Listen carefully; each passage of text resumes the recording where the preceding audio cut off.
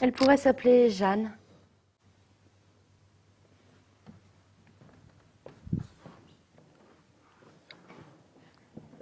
Elle aurait 16 ans en 1958.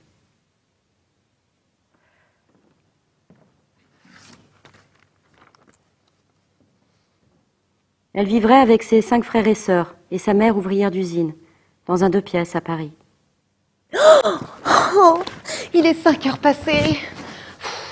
J'enjambe le grand lit où dorment mes 3 petits frères. Là, je saute dans ma robe et je vois que maman est déjà partie. Il n'y a plus personne dans le salon. Mais Jeanne, dégrouille-toi! Le pain, il va pas se vendre tout seul. Bah, ça se passe bien à la boulangerie, mais je me fais houspiller si j'arrive pas à l'heure. C'est normal, il faut que j'ai tout fini et puis que je rentre lessiver la maison, faire à manger aux petits avant que maman rentre de l'usine. Notre France de l'après-guerre est glorieuse. Les Français entrent dans une société du bien-être et de la consommation. Je l'aime beaucoup, ma maman. Évidemment, j'aimerais qu'elle rentre moins tard, mais enfin, la pauvre, il n'y a plus le papa. Elle dit que c'est dur de ne pas avoir des nouvelles. Des fois, elle dit que peut-être il est mort. Ce soir, on retourne aux Zèbres avec Paulette. Ah bah, il repasse le miroir à 2 faces avec Michel Morgan. Ce qu'elle peut être belle. Elle y a encore la jupe en vitrine. À chaque fois que je passe devant les galeries Lafayette, je la regarde, elle me regarde, elle m'attend. Parce que moi, je fais des économies, mais avec ce que je donne à maman, je pourrais jamais l'acheter. Alors là, Paulette, elle se moque de moi, elle me dit bah, au lieu de pleurnicher, t'as qu'à la chipper. Elle est marrante, elle. Non, parce que Paulette, elle sait bien chipper. Mais elle a du cran, Paulette. C'est l'avènement du prêt-à-porter et des premières réclames à la télévision. Nos jeunes connaissent une société du plein emploi et de la croissance. Les jeunes deviennent des consommateurs, mode, jeans, blousons, mini-jupes. Où sont-elles? Personne. Pas là. Et alors, où étiez-vous? Où étiez-vous? Aux Galeries Lafayette. Elle a tout l'esprit de Paris qui vole dans son jupon fleuri. Où donc va-t-elle chercher tout ceci, mademoiselle de Paris? À l'exposition des dernières nouveautés de la saison automne-hiver aux Galeries Lafayette. Les Galeries Lafayette de Paris. Quand ils nous ont arrêtés, j'ai pleuré comme une madeleine. Mais pas Paulette. Le vol d'appropriation devient le délit le plus fréquent chez les mineurs. Carrément, ils avaient convoqué nos parents. Moi, ils m'ont remise à ma mère, j'ai pris une sacrée taloche. Mais pas Paulette. Les parents de Paulette, ils sont fatigués, ils ont dit. Du coup, elle est entrée au Bon Pasteur d'Orléans. À cause que... Ces fréquentations sont de moralité douteuse. Je lui écris presque tous les jours, si je suis pas trop fatiguée avant que maman rentre de l'usine. Bon, pour l'instant, j'ai pas de réponse à mes lettres. J'espère qu'elle va bien. J'espère qu'on retournera aux Zèbres. Je m'appelle Jeanne. J'ai 16 ans. J'espère qu'elle reçoit mes lettres.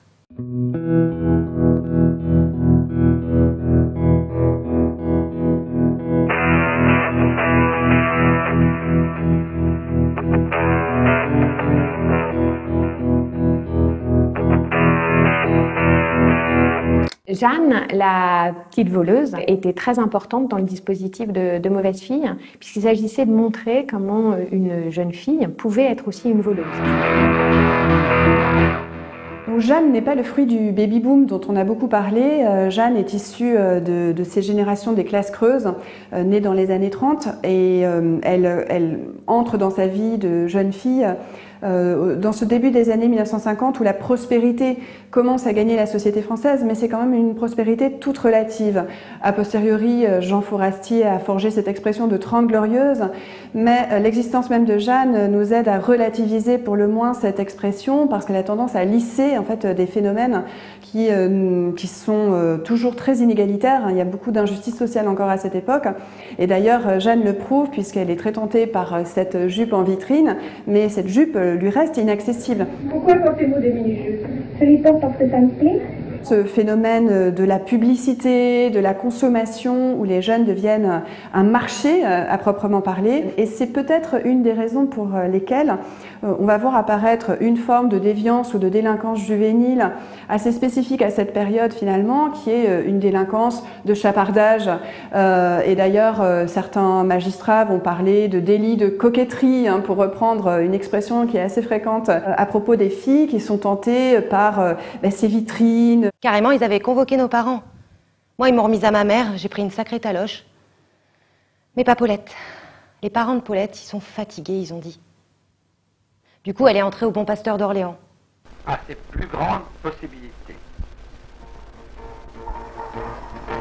J'ai connu, hein, l'atelier couture.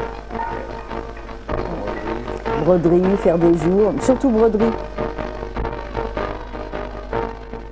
Donc, quand je passe le certificat et que j'échoue volontairement et lamentablement, ma mère s'arrache les cheveux parce que aucune école ne voulait de moi. Donc, je passe en 4e d'accueil et là, bon, en plus c'était en internat, je fais les pires conneries.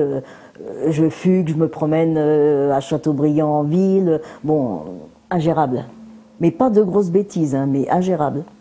Je refuse d'aller en cours, je dors sur le pupitre. Bon. Dès qu'on aimait sortir et se mêler à la vie du monde, on était des voyous. Je me suis intéressée fortement à la musique et à tout ce qui venait des États-Unis et d'Angleterre. Donc on avait une TSF, comme on dit. Et j'étais toujours sur les radios étrangères pour écouter de la bonne musique pour moi. Et ma grand-mère ne pouvait pas supporter. Le fait qu'il y ait une culture de jeunes qui se déploie, et ce qui est très nouveau bien sûr, hein, c'est vraiment tout à fait singulier à la période des années 60 et 70.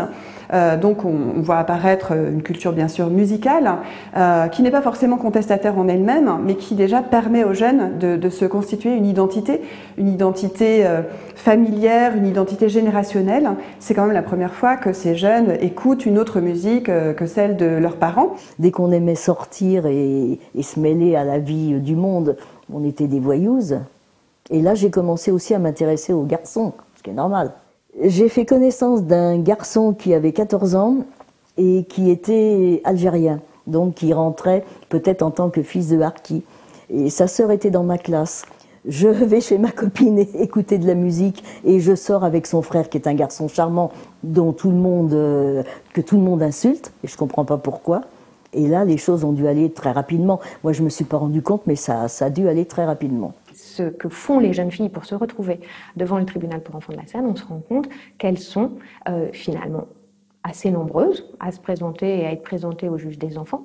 Elles sont bien devant le juge des enfants parce qu'elles ont volé, comme Jeanne, une robe dans un magasin, ou parce qu'elles se sont bagarrées sur la voie publique avec une autre jeune fille. Donc c'est bien un fait pénal qui fait qu'elles ont été arrêtées et envoyées devant le juge des enfants. Mais en revanche, le juge des enfants, lui, va intervenir au civil. C'est-à-dire que Jeanne, et c'est presque ce qui se passe dans le portrait, il ne va rien se passer pour elle. Elle a volé et elle va ressortir sans aucune mesure. Et sa copine, Paulette, qui a volé avec elle ou qui était complice, elle va se retrouver au Bon Pasteur, mais certainement pas pour vol, mais parce qu'elle a une mauvaise conduite. Et on va transformer le vol en une affaire civile. Et il y a comme ça une invisibilité de la délinquance des filles. Eh bien, je me suis retrouvée à Angers. Alors, qui est venu me chercher? Ça, j'ai aucun souvenir. Est-ce que ma mère m'a accompagnée? Je ne sais pas. Me voilà dans ce centre d'observation. Et là, je comprends rien parce que je sais pas ce que je fais là.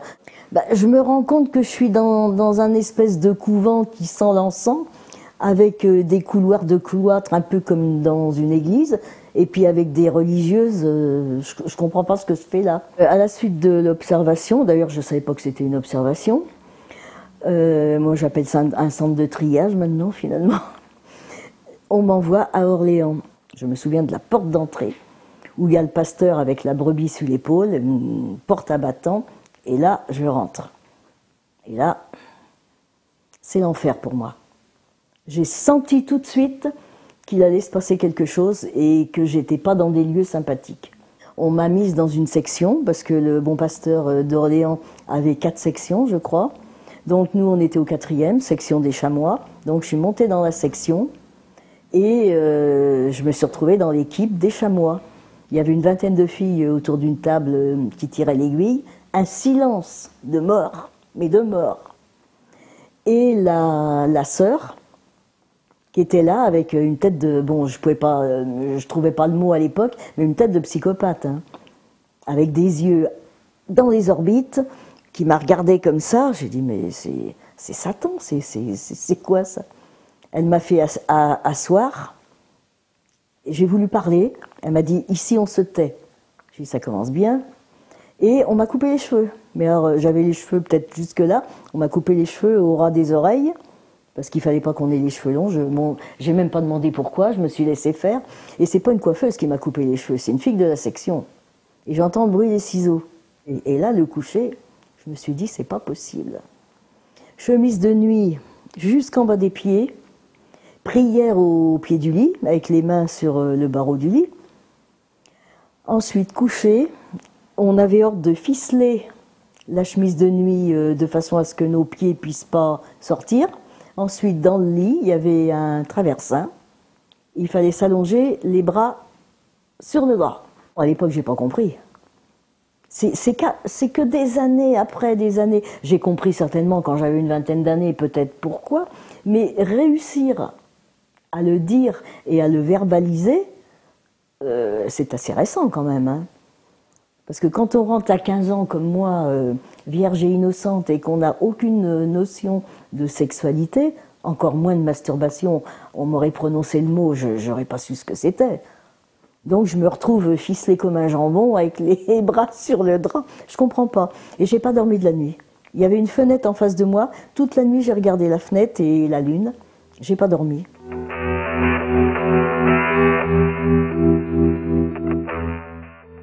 Parce que ce n'est pas la délinquance des filles qui inquiète la société du 19e et du 20e siècle, c'est beaucoup plus le comportement, la conduite et bien sûr la question de la sexualité.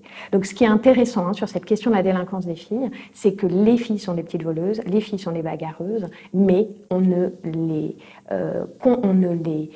punit pas dans ce cadre-là et on va plutôt les contrôler dans le cadre de leur conduite. Et c'est ça qui fait disparaître au niveau statistique la réalité des faits de délinquance des jeunes filles.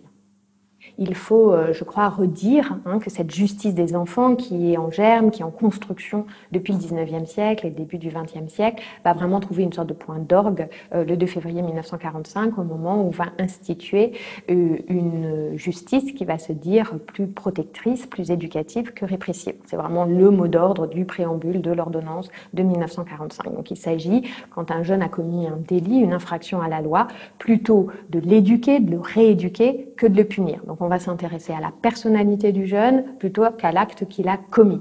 Ce qui conduit effectivement, au fur et à mesure du temps, le juge des enfants à imaginer qu'il pourrait même intervenir avant le délit. Parce que la mission de la justice des enfants, à partir des années 50, en tout cas dans le texte, ça va être plutôt la protection que la répression. Et c'est comme ça qu'en 1958, avec la mise en place de l'assistance éducative, les juges des enfants vont avoir à la fois la casquette pénale et la casquette civile, ce qui a un impact extrêmement important pour les jeunes filles, puisque du coup, on peut intervenir sans même trouver un délit prétexte auprès des jeunes filles dans ce cadre d'assistance éducative et de protection de l'enfance, et on va donc voir arriver de manière encore plus massive les jeunes filles dans les cabinets des juges des enfants, parce que le contrôle normatif, le contrôle social va pouvoir en toute tranquillité, s'installer à partir de l'ordonnance de 1958. Et d'une certaine manière, ça fait sortir encore plus les jeunes filles du cadre pénal et de la délinquance.